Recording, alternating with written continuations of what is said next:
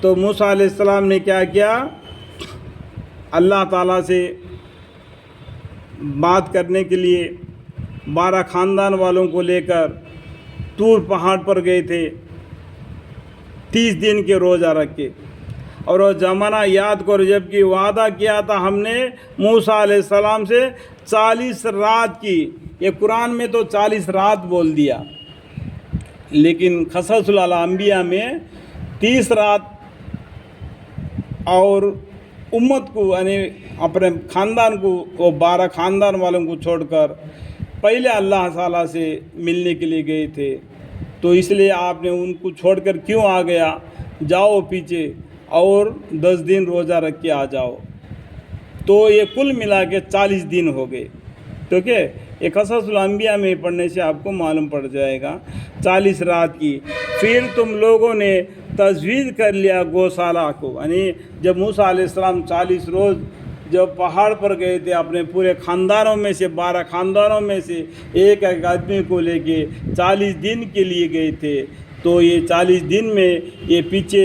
موسیٰ علیہ السلام کی جو کون ہے بنی اسرائیل نے کہا گیا گوشالہ، سامری نے، جو سامری تھا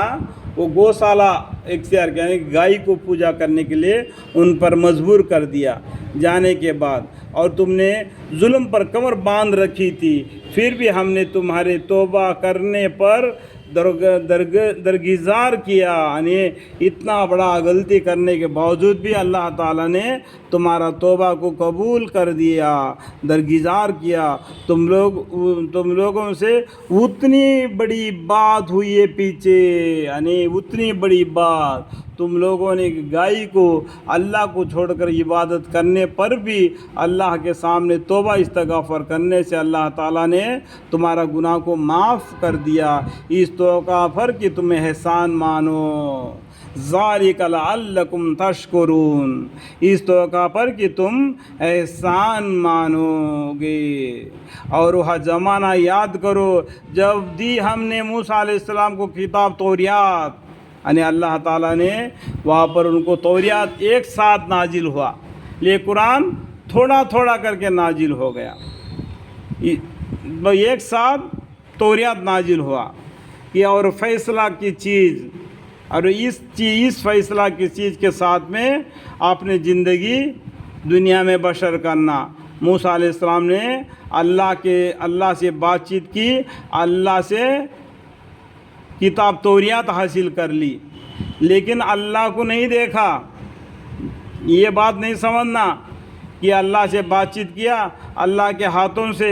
اللہ کو دیکھتے ہوئے توریات کو لے لیا، یہ اس خیال میں مت جانا، کیونکہ انسان کا جی ہے نا غلط راستے پر جلدی لے جاتا ہے، تو ہم حق بات کو سمجھ لینا۔ اور وہ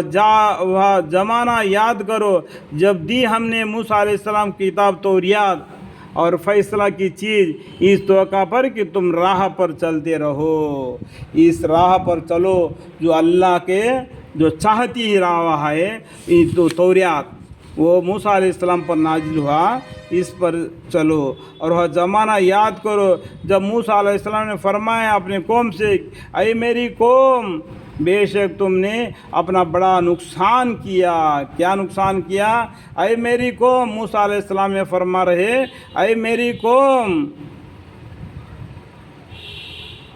اے میری قوم، بے شک تو نے اپنا بڑا نقصان کیا، آپ نے گوشالہ پرستشی کی تجویز سے، یعنی تمہارے بدن کے اوپر کے جو زیورات نکال کر آگ میں جلا کر جو بچڑے کے شکل بنا کر اس کو عبادت کر رہے تھے، یہ بڑا نقصان کر دیا۔ اپنی اس گوشالہ پرستشی کی تجویز سے تم اب اپنے خالق کی طرف متوجہ رہو۔ اب وہ غلطی ہو گیا، اللہ سے گناہ معاف فرما لیے، تو اس گوشالہ کو چھوڑو، اس گائے کی عبادت کرنا چھوڑ دو، اس مالک کی عبادت کرو جس نے تم کو پیدا کیا۔ پھر بعض آدمی بعض کو قتل کرو، یعنی اس کا اتنا بڑا غلطی کر دیا، وہ اتنا بڑا غلطی کیے کہ وہ اپنی اس گوشالہ پرستشی کو تجویز سے آپ اپنے خالق کی طرف متوجہ ہو. آپ نے اتنا بڑا نقصان کر لیا، بے شک تم نے اپنا بڑا نقصان کیا آپ نے اس گوشالہ پر کی تجویز سے.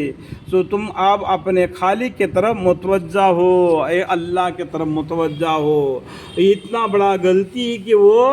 پھر بعض آدمی بعضوں کو قتل کرو، اور یہ عمل درآمد تمہارے لیے بہتر ہوگا،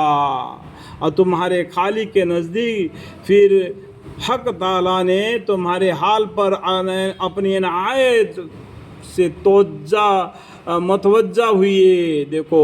اتنا غلطی، اتنا آپس میں قتل کرنے کا بھی نہیں، بلکہ اللہ تعالیٰ نے ان کے حالت پر تمہاری خالق کے نزدیک پھر ایک حق تعالیٰ